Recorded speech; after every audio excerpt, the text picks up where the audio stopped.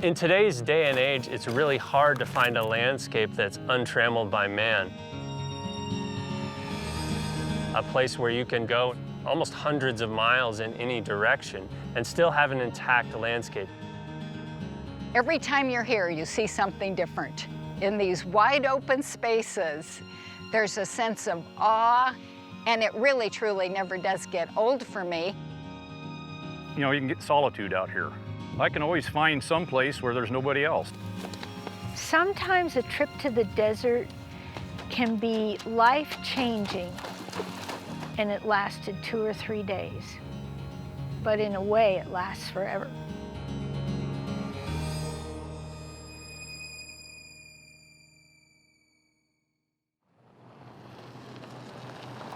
The Owyhee Canyonlands are the centerpiece of a huge chunk of real estate that actually involves 3 states. We're talking, probably close to 10 million acres. My name is Julie Weichel, and I'm a recently retired large animal veterinarian. There's about 2.1 million acres of it right down here in the southeast corner of Oregon. I've been coming to the Owyhee country for about 55 years now. Gained a little weight since the last time she wore this saddle. Big chunks of intact ecosystem are becoming increasingly rare in the West, and this is one of the last and certainly the biggest left in the lower 48. And that's important for some kinds of wildlife to have. Every way you access this country has its own challenges and its own rewards. If you've got a good horse in the rocks, they actually are having fun. This hillside's pretty much solid rock. They have as much sense of success in the far side of a rock slide as you do, I think. This is not where you take your Sunday afternoon ride.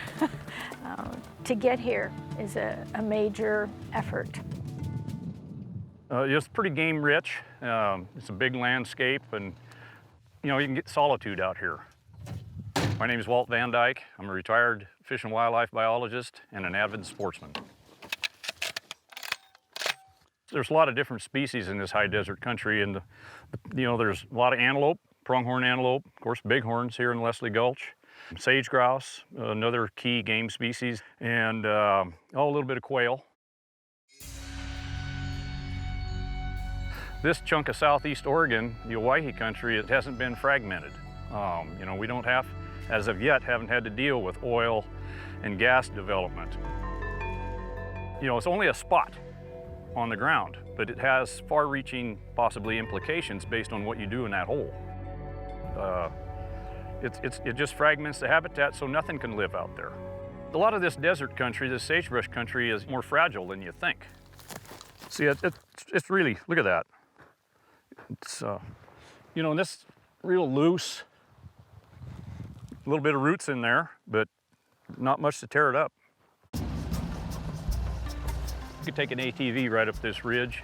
You get up on these tops, there's just no limit to where an ATV can go. And unfortunately, people abuse that, and they're taking them off the roads, they're creating new roads. It's also a real good way to introduce noxious weeds. One of the worst parts of having them out here is the weeds that they bring in on their tires and as they get off the highway. My name is Jean Finley. I am a botanist retired from the U.S. Bureau of Land Management after 33 years. The Owyhee area is full of spectacular geologic scenery. I don't think very many people know about this Owyhee country. You can see how spectacular the weathering is through here.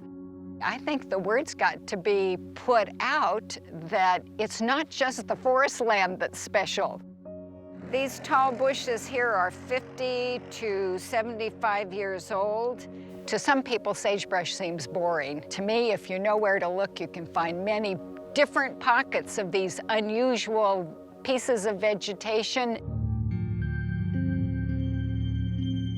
I think fire is an enormous threat to this country, and we have to figure out a way to be on the spot when fires come. I think grazing is still an issue in some of the areas. I think grazing can be done in this country, but I think grazing needs to be done right. Should it be declared a wilderness area? Oh, I don't think there's any doubt that tracts of land all through this country should be wilderness. That would provide many of the protections that are needed. Wilderness is a way to protect it, but what I'm really worried about is the other 50, 60, 70% of this watershed that doesn't qualify as wilderness. What's going to happen to that? I'd like to see the rest of it in some kind of a, like either a national conservation area designation or national recreation area designation. To just hope that people won't notice the Owyhee country because it's been historically hard to get to is naive. It's too late. It's already happened. I think that people are concerned about their way of life. These are people that have been here for 6 generations, some of them. My name's Chris Hansen. I'm the Owyhee coordinator for the Oregon Natural Desert Association. So the Oregon Natural Desert Association has identified 2.1 million acres within this area that are deserving of some form of permanent protection. And I think that the biggest challenge for us and our biggest goal is engaging the public, engaging people in knowing this place is here and knowing it's valuable. Even if they just go to the edge and look in, it's a place that has that value to all Oregonians, and it is a sort of treasure, a sort of state treasure for them. The main point in which we're looking at is to continue to keep this place the way that it is.